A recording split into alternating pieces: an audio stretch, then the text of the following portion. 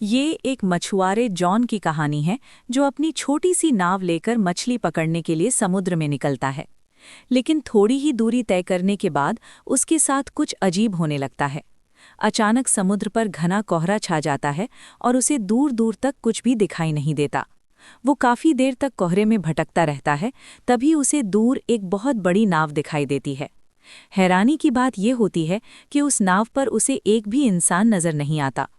John सच्चाई जानना चाहता है, इसलिए वो अपनी नाव को उस विशाल जहाज से बांध देता है और अंदर चला जाता है। अंदर जाकर वो पूरी तरह चौंक जाता है। पूरे जहाज पर कोई भी नहीं है, सब कुछ सामान्य दिखता है। खाना भी ताज़ा है, जीवन के निशान भी मौजूद हैं, लेकिन एक भी इंसान नहीं। जॉन जहाज को चालू करने की कोशिश करता है, लेकिन उसे पता चलता है कि इंजन खराब है। इतना बड़ा जहाज खुले समुद्र में अकेला तैर रहा है, ये सोचकर वो और भी हैरान हो जाता है। वो दूरबीन से चारों ओर देखने लगता है, ये सोचकर कि शायद जहाज का मालिक पास ही किसी छोटी नाव में मछली पकड़ रहा हो। लेकिन कोहरा इतना घना है कि उसे कुछ भी दिखाई नहीं देता। वो कंट्रोल रूम में जाकर रेडियो चालू करता है और मुख्यालय को संदेश भेजता है, अगर कोई सुन रहा है तो कृपया जवाब दें। इसके बाद वो अपनी नाव पर वापस जाने का फैसला करता है, लेकिन ऊपर पहुंचते ही उसे एक और बड़ा झटका लगता है। उसकी अपनी नाव गायब हो चुकी होती है, जबकि उसने उसे अच्छी तरह बांधा था। जैसे ही उसकी नाव गायब होती है, कोहरा अचानक छट जाता है और आसमान पूरी तरह साफ हो जाता है। दोपहर का समय है। जॉन फिर से जहाज के अंदर जाता है।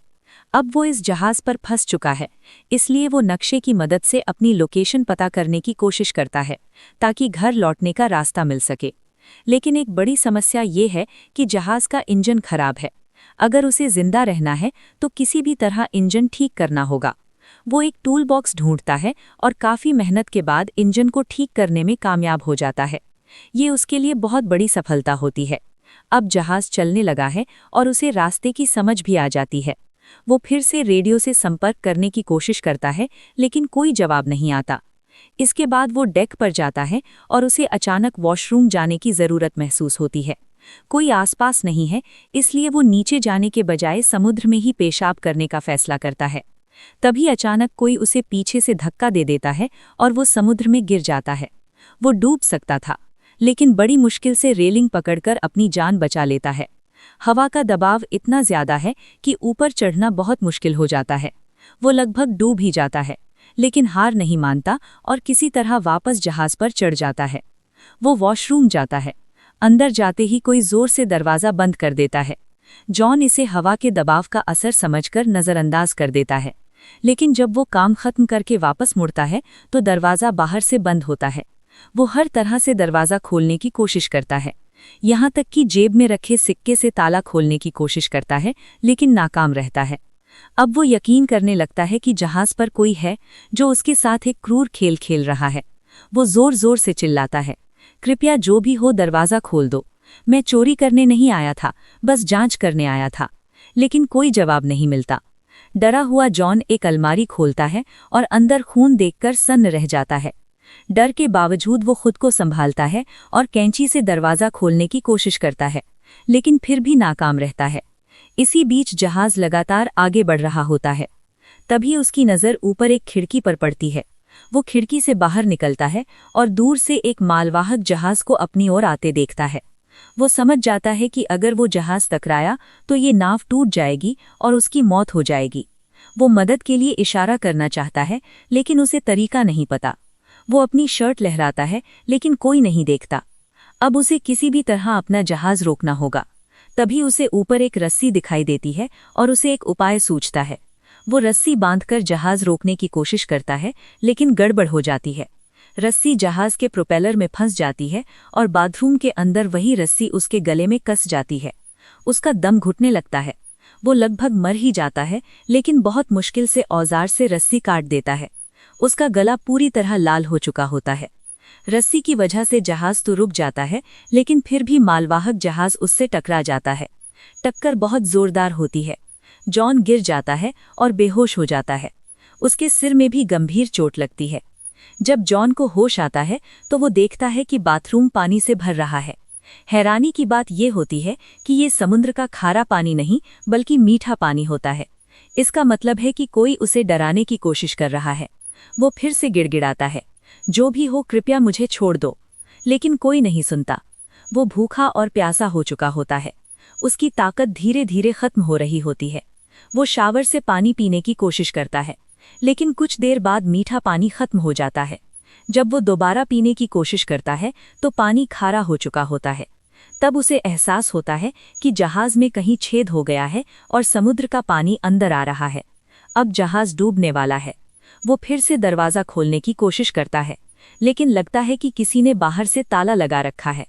रात हो जाती है। ऊपर के दृश्य में दिखाया जाता है कि एक अदृश्य शैतानी ताकत इस जहाज को नियंत्रित कर रही है। पानी का स्तर बढ़ता जाता है और थककर जॉन सो जाता है। रात में समुद्र में भयंकर तूफान आता है। जहाज को भारी नुकसान होता है और जॉन और भी घायल हो जाता है। सुबह तक पानी इतना बढ़ चुका होता है कि सिर्फ उसका चेहरा ही पानी से बाहर होता है। वो मान लेता है कि अब उसकी मौत निश्चित है। पानी के ज्यादा दबाव की वजह से दरवाज़ा टूट जाता है और जॉन आखिरकार बाहर निकलने में कामयाब हो जाता है। वो तुरंत डेक पर जाता है ताकि खुली हवा में सांस ले सके, क्योंकि नीचे ऑक्सीजन का स्तर बेहद खतरनाक हो चुका था। जॉन अब पूरी तरह समझ चुका होता है कि यहाँ कोई है जो उसे जानबूझकर यातना दे रहा है। वो अब और ये सब सहन नहीं कर सकता। इस बीच जहाज में लगातार पानी भरता जा रहा होता है और उसे पता है कि ये कभी भी डूब सकता है। वो फैसला करता है कि अब यहाँ रुकना मुमकिन नहीं है। तभी उसे एक तरकीब सूझती है। वो जहाज से एयरबैग और टूटे हुए बाथरूम के दरवाजे को इकट्ठा करता है और उन्हें बांधकर एक छोटा सा बेड़ा बना लेता है। लेकिन भागने के लिए उसे कुछ ज़रूरी सामान भी चाहिए। वो सोचता है कि बेड़े को चलाएगा कैसे, इसलिए वो बड़े जहाज से खाने पीने का सामान और दूसरी ज़रूरत की चीज़ें इकट्ठा करता है। आखिरकार वो जहाज से उतर जाता है और अपने छोटे बेड़े पर बैठकर पूरी ताकत लगाकर धीरे धीरे आगे बढ़ने लगता है। पीछे विशाल जहाज डरावनी तरह से खड़ा रहता है। कई घंटे बीत जाते हैं, लेकिन वो ज़्यादा दूर नहीं जा पाता। हैरानी की बात यह होती है कि बड़ा जहाज अब भी वहीं तैर रहा होता है, जबकि जॉन को लगा था कि वो कुछ ही मिनटों में डूब जाएगा। ये देखकर वो सोचता है कि अगर जहाज अब तक नहीं डूबा तो शायद ये डूबेगा ही नहीं। तब वो फैसला करता है कि रिसाव को ठीक करके इसी जहाज में सफ़र करना बेहतर होगा। वो वापस जहाज पर लौट आता है। सबसे पहले वो उस छेद को बंद करता है जहां से पानी अंदर आ रहा था। फिर एक पंप बनाता है। पंप की मदद से वो जहाज के अंदर भरा सारा समुद्री पानी बाहर निकाल देता है। रिसाव ठीक करने और पानी निकालने के बाद वो जहाज के बाकी हिस्सों की मरम्मत करता है और बाहर से भी उसे मजबूत बनाता है ताकि आगे सफ़र में कोई दिक्कत ना हो। इसके बाद वो एक बार फिर रेडियो से मदद मांगने की कोशिश करता है, लेकिन जब कोई जवाब नहीं मिलता तो उदास होकर दोबारा काम में लग जाता है। वो नक्शा देखकर रास्ता ढूंढने की कोशिश करता है और जहाज चलाने की कोशिश करता है, लेकिन एक बार फिर जहाज उसे धोखा देता है। वो हिलता तक नहीं। जहाज पानी में पूरी तरह जकड़ा हुआ लगता है। ये सब देखकर जॉन टूट जाता है और बहुत थक चुका होता है। अचानक उसे दूर एक और जहाज दिखाई देता है। अपनी जान बचाने के लिए वो अपने छोटे बेड़े से उस जहाज तक पहुंचने का फैसला करता है। जैसे ही वो बेड़े पर निकलता है, उसका अपना जहाज अचानक चलने लगता है और इतनी तेजी से उसका पीछा करता है कि जॉन को लगता है वो उसे कुचल देगा। वो पूरी ताकत से बेड़ा चलाता है, लेकिन कोई फायदा नहीं होता क्योंकि बड़ा जहाज और तेज हो जाता है। टकराने से ठीक पहले जॉन बेड़े से कूदकर दूसरे जहाज की ओर तैरने लगता है, लेकिन तब तक वो जहाज जा चुका होता है। अब जॉन को पूरा यकीन हो जाता है कि इस जहाज पर कोई दुष्ट ताकत है जो उसे यहाँ से जाने नहीं देना चाहती। वो तय करता है कि चाहे पानी में मर ही क्यों ना जाए, वो वापस उस जहाज पर नहीं जाएगा। वो शाम तक तैरता रहता है, लेकिन पानी का तापमान बहुत गिर जाता है। पानी बेहद ठंडा हो जाता है और नीचे डॉल्फिन तैरती दिखाई देती हैं। ठंड से बचने के लिए मजबूर होकर वो फिर से जहाज पर लौट आता है। उसकी हालत बहुत खराब हो चुकी होती है। वो खुद को कंबल में लपेटकर सो जाता है। सुबह होते ही वो फिर से भागने की कोशिश करता है, लेकिन दरवाज़ा बंद होता है। उसकी झुंझलाहट बढ़ती जाती है। वो समझ नहीं पाता कि उसके साथ ऐसा क्यों हो रहा है। तभी उसकी नज़र एक छोटी कैबिन पर पड़ती है। वो उसे खोलता है और ऊपर जाने का रास्ता देखता है। वहाँ एक वेंटिलेशन शाफ्ट होता है जो बाहर की ओर जाता है। वो कैबिन के अंदर घुसता है। वो एक बहुत छोटी स्टोरेज जगह होती है। जब भी वो ऊपर चढ़ने की कोशिश करता है, वो गिर पड़ता है। उसे कई बार चोट लगती है, लेकिन वो हार नहीं मानता। आखिरकार वो ऊपर चढ़कर खिड़की खोलने की कोशिश करता है, लेकिन वो खुलती नहीं। ऐसा लगता है जैसे वो पूरी तरह सील की गई हो। उस छोटी जगह में ऑक्सीजन का स्तर तेजी से गिरने लगता है। केबिन का दरवाज़ा भी नहीं खुलता, इसलिए वो वापस नीचे भी नहीं जा सकता। एक बार फिर जॉन मान लेता है कि अब उसकी मौत तय है।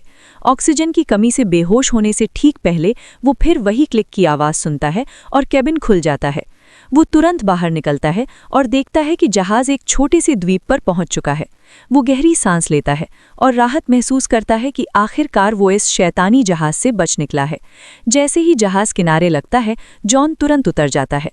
उसे लगता है कि इस द्वीप पर कोई है जो जहाज़ को नियंत्रित कर रहा था और उसे यातना दे रहा था। वो अपनी रक्षा के लिए एक लोहे की छड़ उठा लेता है, लेकिन जब वो आसपास खोज करता है तो उसे इंसानों का कोई निशान नहीं मिलता। वो एक बार फिर निराश हो जाता है। तभी जब वो द्वीप से बाहर की ओर देखता है तो एक और डरावना दृश्य सामने आता है। वो जहाज़ फिर से दूर जा रहा होता है, जैसे किसी नए शिकार की तलाश में हो। जॉन को पूरा यकीन हो जाता है कि जहाज़ और ये द्वीप दोनों ही किसी दुष्ट शक्ति के कब्जे में हैं। वो तय करता है कि उसे यहाँ से निकलना ही होगा, क्योंकि वो जीना चाहता है। वो द्वीप की सबसे ऊंची जगह पर चढ़कर चारों ओर देखता है। उसे पास ही एक और द्वीप दिखाई देता है, लेकिन साफ नहीं दिखता। वो द्वीप के पीछे की ओर जाता है और जो देखता है उससे दंग रह जाता है। वो बिल्कुल वही जगह होती है जहां से जॉन ने अपनी यात्रा शुरू की थी। उसकी नाव वहीं बंधी होती है, बिल्कुल पहले की तरह। वहां लोग भी मौजूद होते हैं जैसे पहले थे। ऐसा लगता है मानो कुछ हुआ ही ना हो। जॉन उम्मीद करता है कि ये सब बस एक बुरा सपना था, लेकिन सच्चाई ये है कि ये सब सच में हुआ था।